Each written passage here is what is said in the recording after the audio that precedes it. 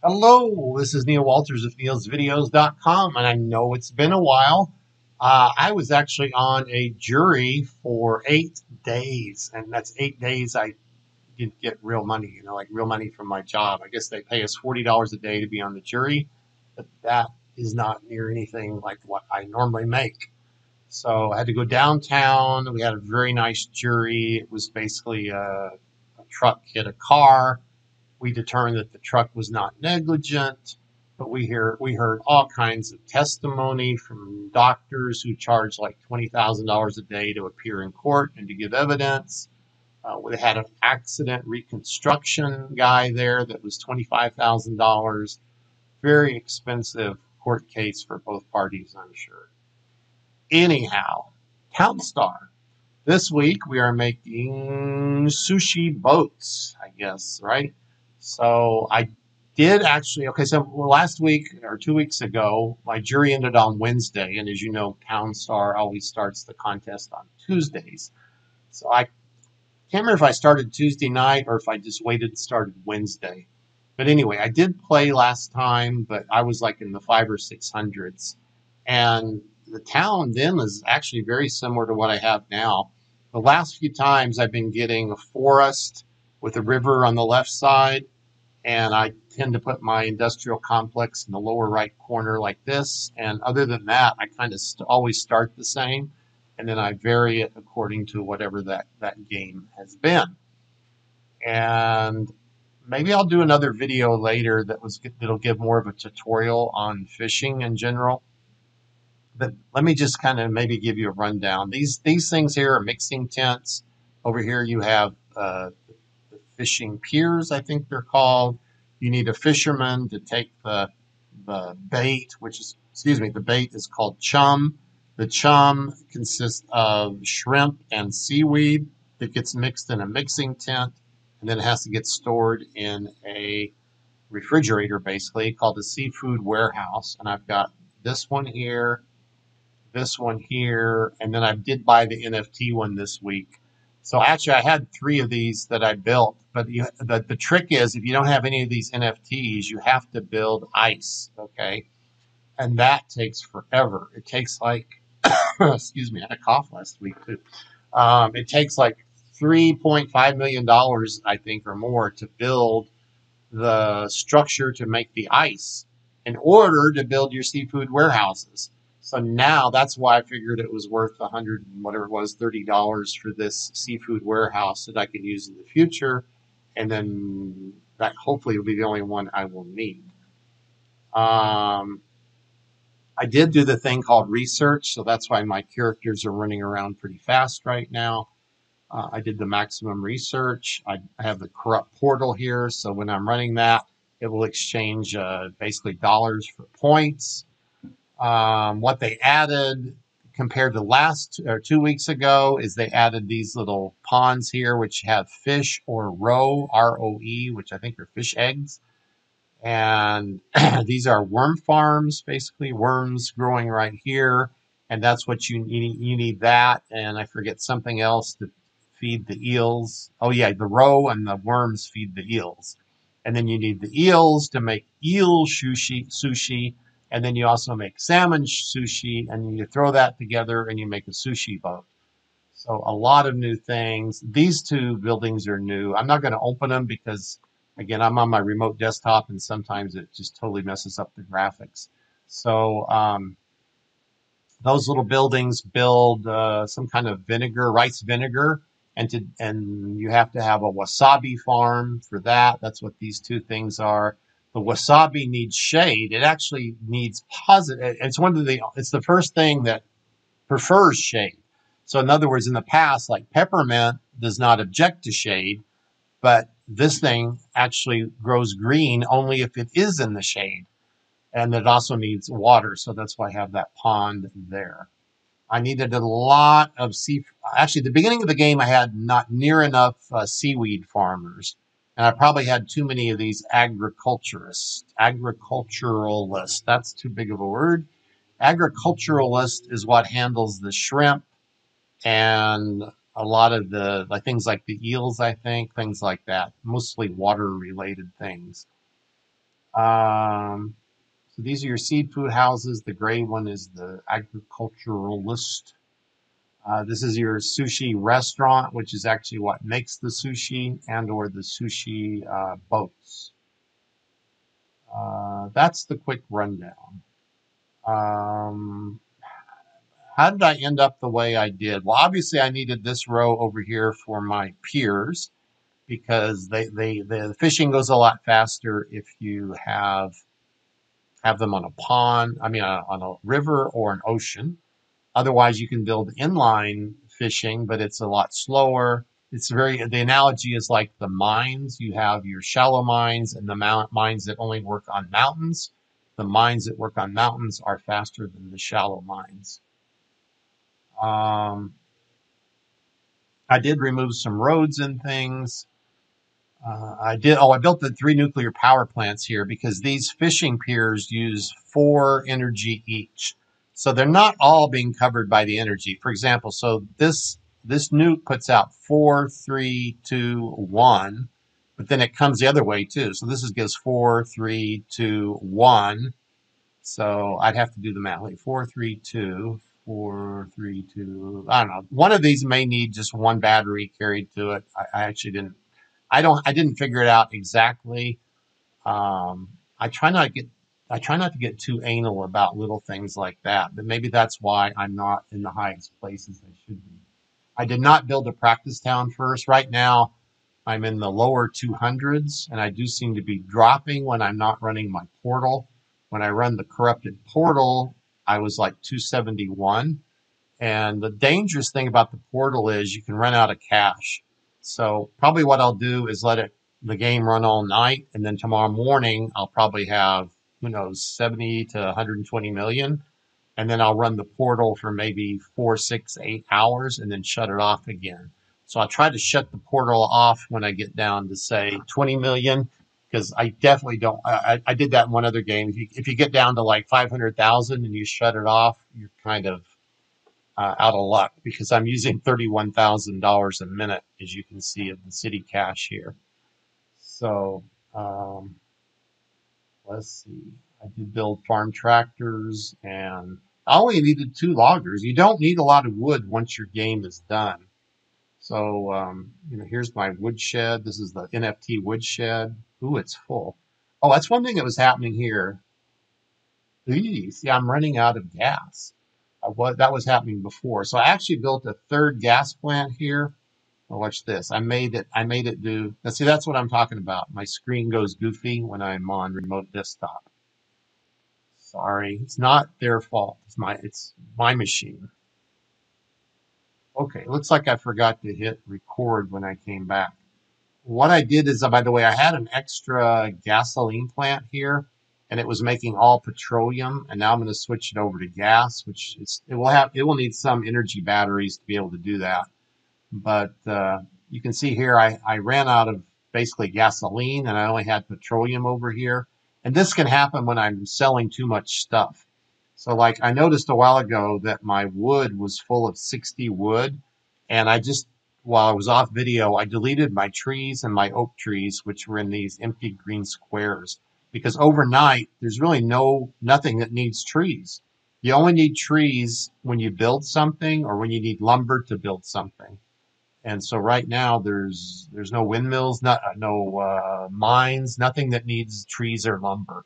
So I just got rid of the trees, and then that should make my gas production start to be working correctly again. Okay, so now at this point, I am going to show you how I did my build using screenshots that I kind of randomly take whenever I think about it. Okay. Okay, so this is my startup. A few weeks ago, they had this nice sale on these super fast cows, milk cows. So it's a great way to get started in your game. I have the wheat stand, as a lot of people do, and now I have these 3 milk barns. And so all I got to do is build a feed here and put a trowel here and add 1 or 2 ranchers, and I'm able to start making a little cash pretty quick. Then I start building my windmills, and then you'll see I start doing sugar instead of wheat. since I have the wheat stand, and then I use the sugar to eventually make candy canes. The reason I do the candy canes is a long time ago I bought these two not mom and pop, I forget, Lolly and Pop, I think they're called, candy stores. And they can make candy canes or they can make chocolate covered strawberries. And by the way, I did some research a while back and I'm going to try to make a video on that. The chocolate covered strawberry idea I thought was good, but it actually didn't make me as much cash per hour as the candy canes did. So I'll wait to talk about that in the other video. So I'll start with one candy cane at first, and then when I get a little more cash, I will bump up to the second one. So I always try to get, say, 3 or 4 windmills, maybe 5. There's 4 right now, and they're plenty far apart so that they're all going to be green, and you want them green so that they run as fast as possible at this stage of the game. I need a couple of wind turbines over here to make additional battery electricity, and then I have this, I love this Tesla coil. It's the small one, but it will kick off a unit of energy or power, electricity, about every 30-40 seconds, okay? And it needs the worker to basically be able to put that in the shed. So I get that going right away, and then you can see here I'm starting to build my industrial complex here. And so the first thing I do is get my pond and my NFT water pumps there, and then I add I add a lumber mill. And the lumber mill you got to do first because you got to pave some roads to get your power plants. Okay, and so I add, this is an NFT woodshed, and this is just the normal lumber yard. So the NFT woodshed will hold the wood, and then the lumber yard will hold lumber and wood. Occasionally some wood will end up in your lumber yard, but the idea is you only want lumber in it, okay? But sometimes the wood will accidentally end up in there somehow. This is a Christmas stand, which generates 2 passive sugars. And so you can see, I'll show you later where I place it, where it'll power 7 windmills. But at the beginning of the game, I want my windmills separate to be green. Okay, these are these 2 guys over here are the fast builders. This is the tall storage house. This is the tall warehouse. So those are NFTs. Okay, so now you can see I added my second candy store, and I put it next to the Tesla coil so that it will get 1 passive energy. Sometimes I will put the Tesla coil between the 2, but see, I know I'm going to put my power plant over here next to the water pump, and so these 2 future power plants are going to power this guy in a little while, but not yet, right? What else? Oh, I'm growing my peppermint over here now because the candy canes need peppermint and sugar. This is a NFT that holds 10 peppermint storage. This is another worker house to basically be able to come over here and get the batteries or the energies from the wind turbines. And I built another little storage house over here to hold the milk because you don't want your workers walking all the way over here to put the milk here because then they spend half of their time walking. So it's better, I think, to just spend the money, build another storage house right here for the milk. And you know, it turns out I actually have a milk storage NFT that I apparently won. I forgot that I even had it. So that's one of the things we're getting to with Townstar. It's kind of like a card game. You got to know which cards to play at the right time. And your NFTs are basically your cards, right? Think of it that way. And so I forgot that I owned or had that milk NFT storage unit. And so I spent money to build this storage unit where I could have put the free milk storage unit there. Of course, as it goes, you build more loggers because you're going to need wood. The windmills need wood, and so on, so on. Okay. Now you see I've started paving the road. The first one I always pave, let's go back to screen. Yeah, the first thing I always pave is right across from the water pumps because I actually want power before I want gas. So I don't have to worry about running out of gas usually. Actually, when you run candy canes, you use very little gas because they sell for $229,000 and you don't have as many sales because it takes a while to get there. But when you're running things like sheep or milk, you have a lot of little sales over and over and over again, so you tend to use a little more gas. But I kind of know, that I can get all this done before I run out of gas. And usually I have at least 10, 15, sometimes even 20 gas left by the time I get my power plants and my refineries all done down here. So here we are. We've paved this road all the way. I just went ahead and did the whole thing, even though I didn't have to. And now I've got at least two things here, a power plant and the refinery, so I can make petroleum. And I don't get rid of this gas plant, of course, till later. And here, actually, I highlighted that. I have 19 gas left. I've only used half of my gas. I'm already being able to produce at least petroleum. And if I wanted to, of course, I could stop this refinery and make gas with it. It's just going to suck up a lot more of my batteries. And right now, I really want my batteries going to the candy stores, so they require 5 each in order to make candy canes. So that's that strategy. This is the NFT oak storage. And with the sea-based games, seafood games, you need a lot of oak for a lot of things. So I usually keep 1 or 2 oak trees growing over here, and that just kind of feeds this warehouse, which holds 60. And then I usually almost always have enough oak to build what I want, which is nice. Okay. Looks like here I decided to build another windmill, and I could have put it a little bit closer, but you got the dumb trees in the way and stuff like that. So when you're playing in the forest, the trees are too expensive to get rid of at first. You kind of have to play around them, which is why my roads sometimes get wacky like this. Like even here, there's a diagonal there, right? So I know it's more efficient to have a straight road, but it would cost like a lot of money to have a straight road here. So just I have that one little square where they go diagonally, and it slows them down a little bit, but not so bad. Same thing here. There's like a diagonal. Okay. What else can I tell you here? Nothing major. I've added some more feed mills here. I think I add more barns shortly. Okay, as I'm starting to run out of room, I did put 2 windmills side by side, and so I moved the Christmas sugar stand so that they will both get 2 out of the 3 sugars they need, even though I know they're going to have red timers. Okay. At this point, this is this week's game. I was at 411, and now, see, I did even worse. So I put all these little windmills together. I don't mean by worse. I mean, they're all going to be red, right? So you need a lot more windmills. I think I heard someone say once that a green windmill is worth like 6, maybe 6 or even 8 red windmills. So that's how much of a big difference it is. So once you start stuffing them together like this, they're going to be pretty slow. But one thing is by having the Christmas stand in there, they're all going to get 2 sugars each, and they're going to have to carry 1 sugar to each one in the wood, and then they're going to, of course, be red for the timers, but such is life. Here is the trick that a lot of people know about. I don't know if you do, but if you put your water towers, if you have them, next to a pond, the pond will basically get water faster. So this guy, by having 3 towers here, boom, that will instantly have all the water it needs, which is 10 units to build a pond. And then you can return your water mills to the storage and then put them again wherever you want on the board. So I'm just repeating some of the basic tips and techniques from the past. This is a reminder. Okay, I'll remind you again in 20 minutes. Whoops, that was Alexa reminding me to set out the trash.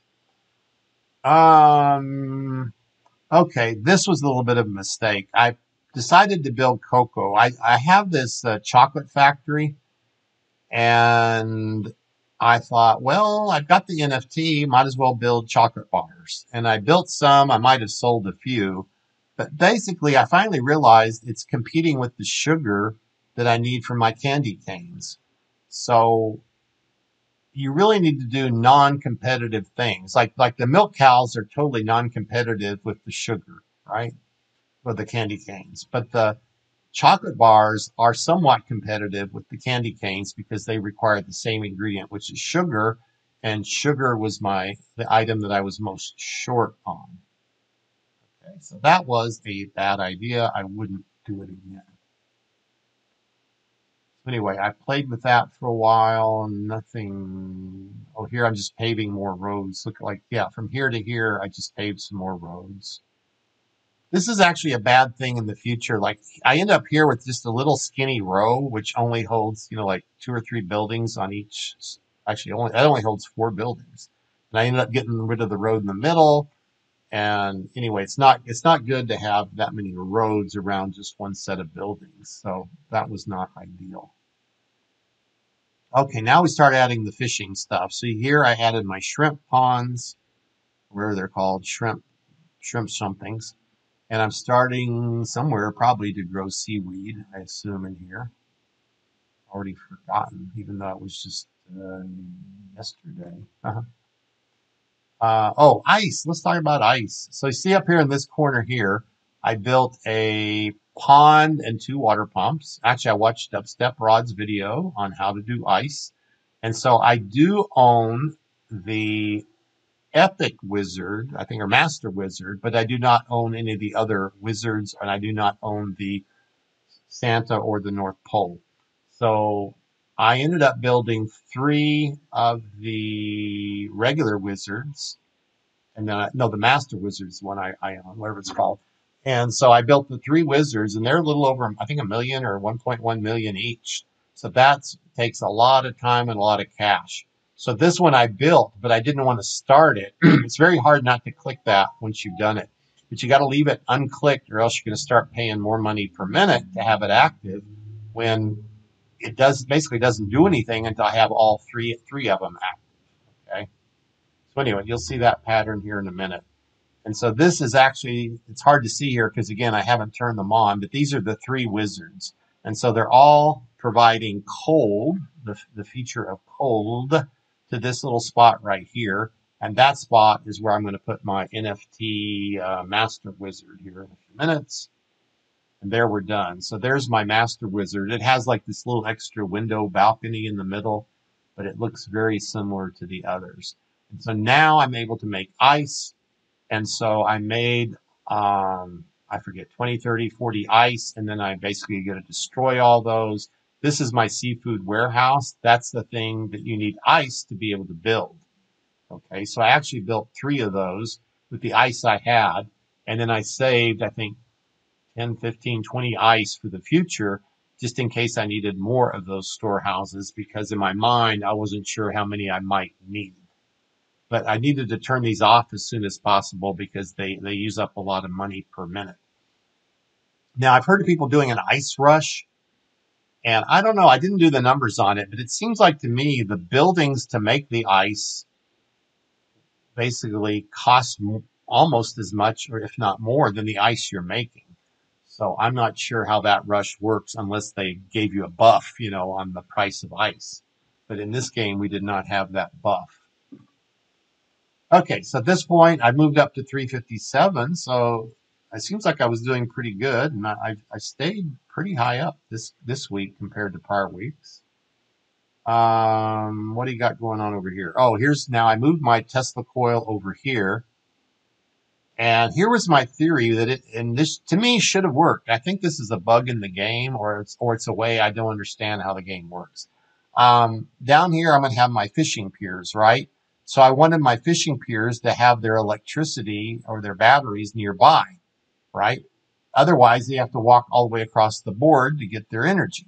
So I put the Tesla coil here. I built a worker house, and basically this guy populates or fills this warehouse with 20 energies. And it also provides 1 passive energy to this tent here, which is making white rice, which requires 1 energy. Okay, so this was full, but then these fishermen, they acted like they didn't see it. So when they went to get electricity for my piers, fishing piers, which need 4 energies each, they would still walk all the way across the board, carry that energy all the way back, and they never once, ever used an electricity from here. So I think that's a bug. Apparently they favor the tall warehouse, the NFT warehouse, over just the standard warehouse. You can see here I've got a lot of meadows in that area too, just to supplement the cows. You know, in addition to the feed, they can eat from meadows as well. And meadows are cheap to put in if you have any empty spots on your board. Now here you can see I got rid of my master wizards and my wizards and towers and all that stuff. I left these two things here just thinking, well, if I ever need to put a nuclear power plant here, I could. But I ended up deleting this like much, much later, like today. I started building a couple more of these mixing tents for chum and for whatever else I needed. And just wanted to show you the zoom in on that. Apparently, this is my first sushi restaurant I'm building here. And I think I still have that one there. It's making eel because eel does not need electricity. I think at first I built some sushi there, but then it had to carry 3 units of electricity. So I eventually moved those to where there were power plants. Okay, let's talk about mining. Over here I built 2 and later 3 mines. These are the shallow mines. And here I have a steel mill. And the reason for that is I wanted to get steel so that I can build power plants over here for my fishing piers. Okay. And so that's a fairly long drawn out process, which by the way, I actually let it run overnight. There were times where I was getting really, really short on cash later, because what happened is at one point I want to switch from my candy canes and my milk to making the sushi products, right?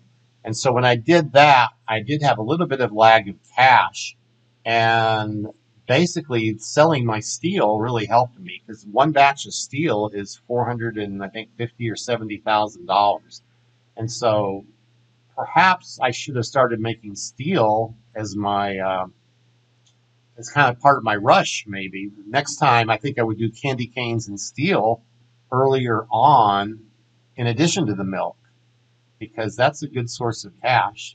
The only thing is you got to have a lot of lumber and you have to have these water facilities to make water drums for the mines, and you have to have lumber for them as well. Let's see, what else here? You can see what roads are paved. A couple of the tents, 3 tents in the first sushi restaurant. This is your seafood farmer. This is your agriculturalist. This is a seafood warehouse. This is a seafood warehouse, and that is a seafood warehouse. So I tried to just basically put those on 3 different locations so that they would always be close to someone who needs it. Like the shrimp will go to this one. The fish tend to go to this one, and then this one wasn't used very often. Sometimes an eel or something would end up in there. Okay, now I started buying these little ponds here for raising roe and eel. And at first, I didn't do a lot of practice. These are all brand new items this week, and so I just kind of threw them down, and then if they didn't work, I moved them. So I did a lot of just playing and moving around, which, normally we try to do that in the practice game, but they didn't really make this build available until the Monday before Tuesday, which is when the competition starts. So I did 0 on Monday, to be honest, right? Just didn't take the time to do it. So playing live here, and somehow I got up to 163. I'm not there now. That was nice. I wish I could stay up in that realm. I guess because I think I sold my first sushi or 2 before a lot of people did. And I guess that means my rush was pretty good overall. But other people then caught up with me basically, and that pushes me on down because then they have faster rates than I do. So over time, I keep adding fishing piers over here to almost the entire row. Later, you'll see over here is fishing piers. Here I started building brown rice fields, rice paddies, whatever they're called. You can see I have a water pump here because I want to put a power plant here, which I guess ended up being the next morning. And what else? Oh, here I'm using my Zone 3, which provides saltiness for all my seaweed, and then it also provides saltiness for the brine when I need it. I make the brine sleep when I don't need it. You basically need the brine when you build a seafood. It takes two brine to make a what do you call it? The seaweed. But once you built your seaweed, then it doesn't need brine. So then you can shut it off so that it doesn't waste just your farmer's time and stuff. That's one of the few crops you can kind of shut off. Most crops you can't do right click stop, right? Or right click craft on, craft off. This is the wasabi pit. I think I talked to you about that earlier. This is it's the oil, the wine vinegar, whatever it's called. Here's a couple of sushi restaurants here, and notice they're getting the 3 energies from the power plants here. And here I had to build a 3rd power plant, even though I knew I was building nuclear later. I didn't have. It takes 7 million to build the nukes, right? So I did not have 7 million yet. So I ended up building another power plant just to create more batteries because all these guys over here need energy, and you've got to feed them their energy somehow. And I don't think you can have dirtiness. I can't remember if the fishing piers are affected by dirty or not, but the power plants are not clean energy, so that puts out a lot of dirt. And if I put a power plant here, it would screw up all my crops. And even later, when I put my nuclear plant here, it does create a lot of shade, which is why I had to keep moving things around in this quadrant here. You can kind of see my quadrants here, if you want to call them that. They're not even quadrants, but this is my industrial complex. This is kind of my housing and my tent complex. This is kind of a little bit of miscellaneous. And then this huge little square here is all mostly crops. And then this little rectangular square here is sort of sea crops. And then there's some sea crops in here too. Okay, so that's that theory. And now we got worm farms added in here. And that's part of what you need to make the eel food, which they call feed mix, I think. And you see I keep building more tents all over the place. The tents are needed for so many different things. And my biggest mistake at this point in the game, I think, was not having enough seaweed farmers. Now here, I explained this earlier, how I had 20 energy here, but yet the fishermen would not pick it up. So since I elaborated on that earlier, I won't go into it now. Now I got my first nuclear plant. So this must have been the next morning. See, I have $25 million now, so building a nuke for 7 million was not a big deal. And now, see, this provides 4, 3, 2, 1 energy. This guy would not be getting anything from the nukes, so later you'll see I add another nuke in here, another couple of nukes. So there's my nuke number 2, which I added. You have to have the water pump in the pond, though, to do it, unless you have those aquifers and some of those new NFTs they created. Skipping on. Now I'm at 239 rank. Now I build my 3rd nuclear plant. So I know that I'm not fully covering every single fishing pier with energy, but I would say they're 85 to 90% covered. Let's see. A few more seafood restaurants.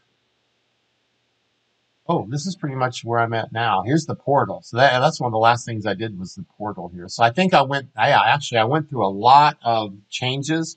Yeah, if we back up here, you'll see from here to here, I should have taken a few more screenshots. I did a lot of designing and redesigning over today. Today is Wednesday. Okay, so we still got Thursday, Friday, and Saturday morning left in the competition. You see here, I basically built a ton more of seaweed, and I moved the salt up here, got the zone in the middle. The zone reaches out 2 in every direction, so we're cool there. And by the way, if you put all 4 zones down, that will double it, and then you would have 4 instead of 2. But it turned out 2 was good enough for what I need for now. I reorganized. I originally had some shrimp ponds up here, but I decided they weren't being effective, so I decided to put all my shrimp ponds together down here, and then I built more. Actually, I think I always had a lot of agriculturalists, but I didn't have enough seaweed farmers. Now here, I ended up breaking a couple roads. Obviously here, I had to break the road to put the nuclear plant in. Just there wasn't enough room to squeeze everything. And here, I wanted to have a couple more things. So originally I had two seaweed farmers here. And then when I built the portal, I forgot that I didn't have a road for this one, so he went dead. And I ended up building another one down here to replace him. Yeah, so I think this is the final screen. So this is where I am at currently on Wednesday late afternoon or early evening. Yeah, that's the end of it. I've been jumping between 271 and 300, depending on how often I run my corrupted portal. And right now I'm going to probably leave the corrupted portal off all night and turn it on again in the morning. So that is my game. I hope you learned something. Again, I'm not a perfect player. I'm kind of in the middle of the road, I'd say. And I'm sure I could learn a lot by watching. Well, I do learn a lot watching other people.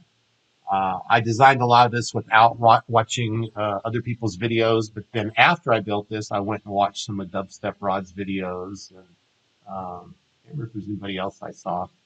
And I got a few ideas from him, of course. And you can always ask questions in Discord. You know, many people there are helpful and ready to answer questions. So I hope this was useful, and I will hope to see you on the next video. Likes are good, comments are even better. I look forward to talking to you. See you in the next video.